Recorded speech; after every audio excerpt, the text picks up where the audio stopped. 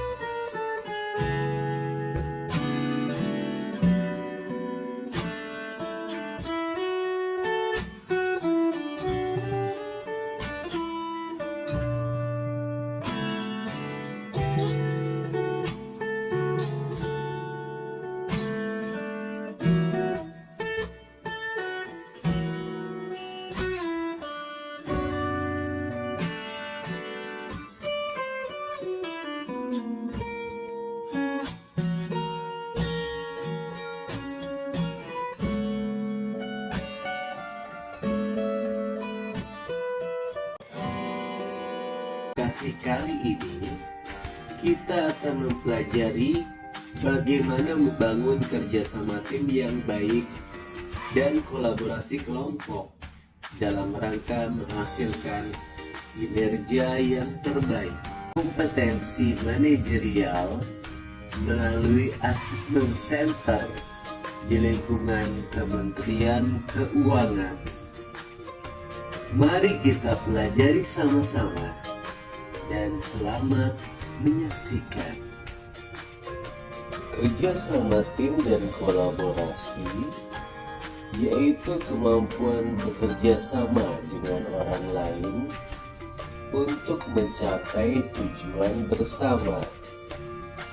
Mulai dari bekerja dalam sebuah tim sampai dengan kemampuan menginspirasi, mendorong, dan memfasilitasi munculnya komitmen, semangat, kebanggaan, dan kerjasama antara anggota tim, sehingga terjadi sebuah kolaborasi antar tim yang sinergis dalam mencapai tujuan organisasi. Dalam hal ini, ada 4 perilaku kunci yang dapat dijadikan pedoman, yaitu: pertama, berpartisipasi dalam kegiatan tim atau kelompok.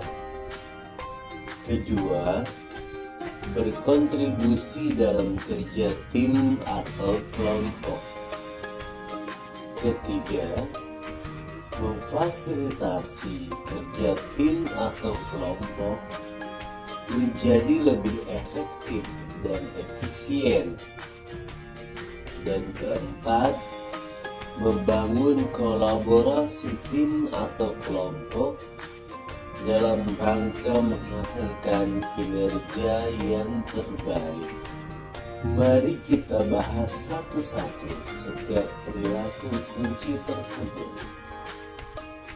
Setiap anggota tim diharapkan dapat berpartisipasi terhadap tim atau kelompoknya dengan cara berpartisipasi dalam kerja kelompok sesuai perannya dan memahami dampak hasil partisipasinya terhadap kinerja kelompok secara keseluruhan. Setiap anggota tim diharapkan dapat berkontribusi terhadap tim atau kelompoknya dengan cara berkontribusi dalam upaya memperjelas tujuan, peran, dan tanggung jawab tim maupun anggota tim, dan aktif menjalankan inisiatif penyelesaian masalah tim, baik yang bersifat teknikal maupun sosial. Setiap anggota tim diharapkan dapat memfasilitasi tim atau kelompoknya dengan cara memahami kontribusi anggota tim lainnya dan mampu berperan untuk menjaga kesinambungan dan keselarasan kerja tim atau kelompok.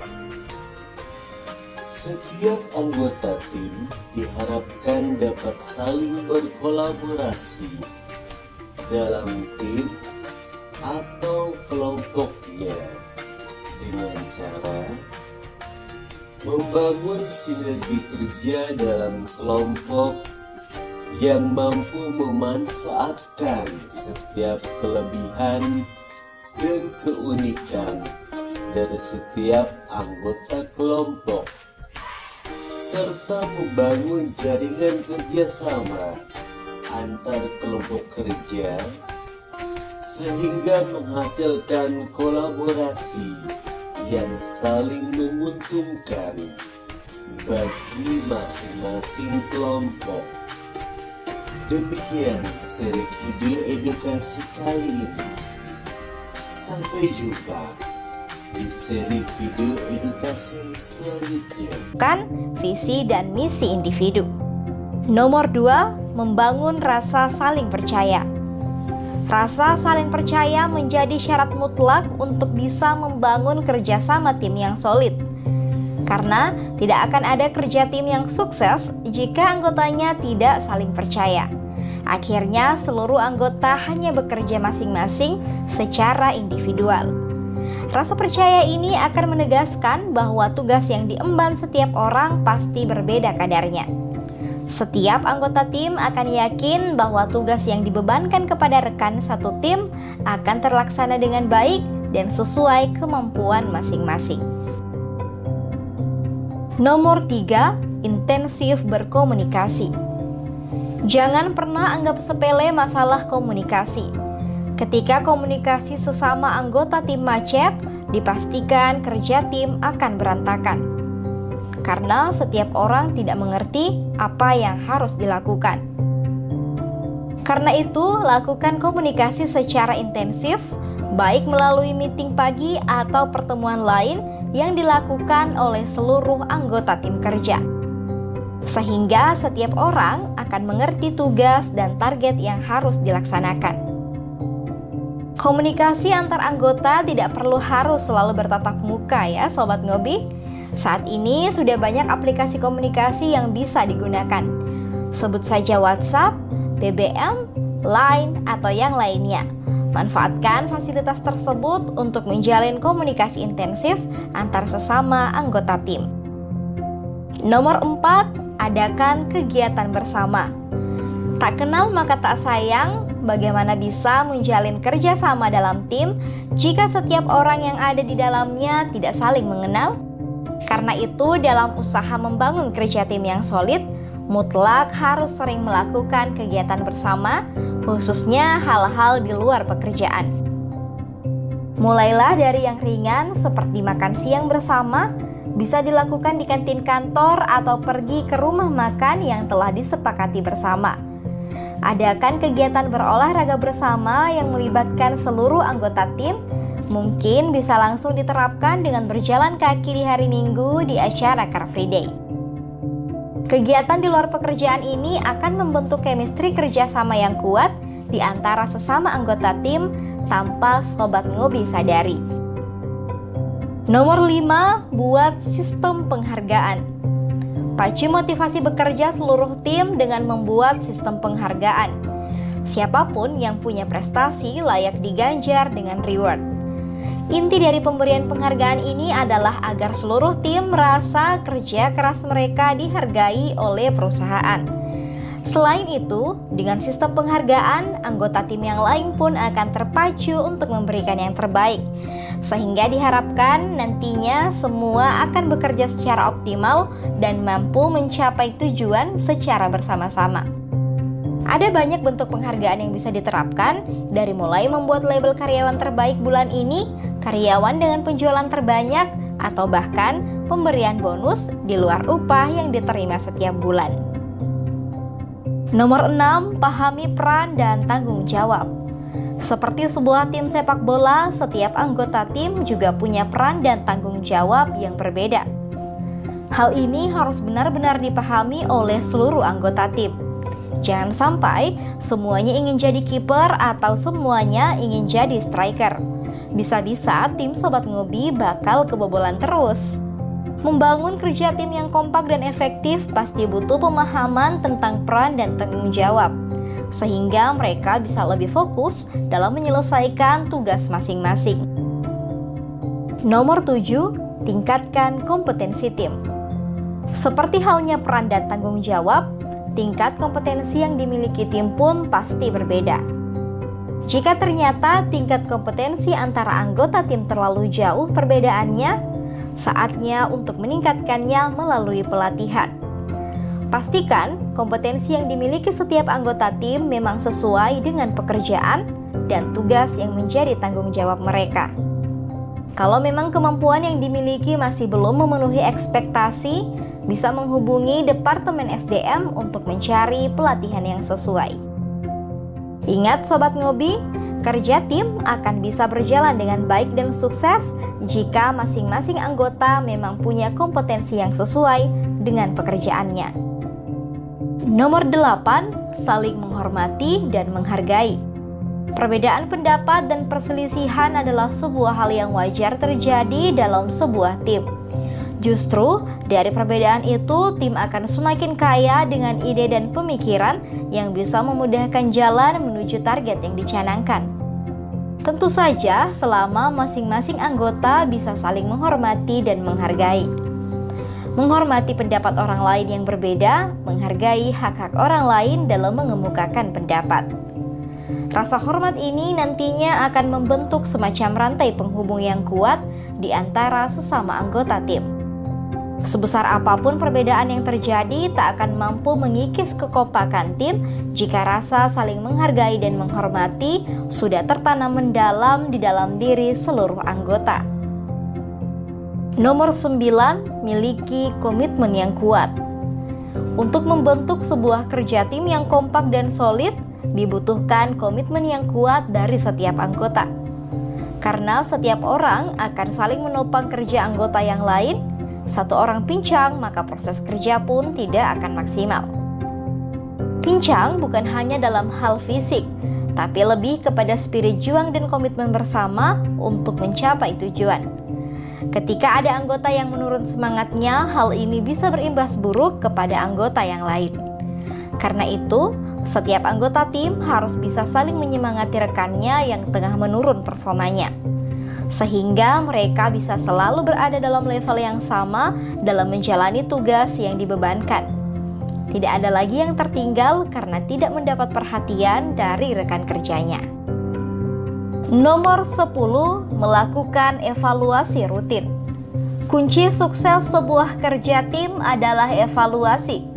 Dari evaluasi ini bisa dilihat mana yang sudah berjalan sesuai rencana, mana yang harus mendapat suntikan motivasi, atau kekurangan apa yang harus diperbaiki. Evaluasi bukan bertujuan mencari kesalahan, tapi lebih memberi arahan dan masukan agar proses kerja selalu bisa berada di jalur yang direncanakan. Kalaupun ada perubahan, itu merupakan hasil yang sudah disepakati bersama. Dengan evaluasi, tingkat kesuksesan kerja tim bisa dipantau dan diawasi dengan baik. Sebuah gol dalam permainan sepak bola tidak akan terjadi jika tidak ada kerjasama yang baik di antara sesama pemain. Memang, sesekali ada yang melakukan soloran dan sukses mencetak gol, tapi itu hanya menjadi penyuntik semangat seluruh tim untuk bekerja lebih keras lagi. Karena membangun kerja tim untuk bisa mencapai target tidak akan mudah. Butuh komitmen dan kesadaran seluruh anggota tim dalam menjalankan peran masing-masing. Dengan demikian, hasil yang nantinya dicapai akan terasa sebagai sebuah hasil bersama, bukan hasil dari satu atau dua orang semata. Untuk pertanyaan kali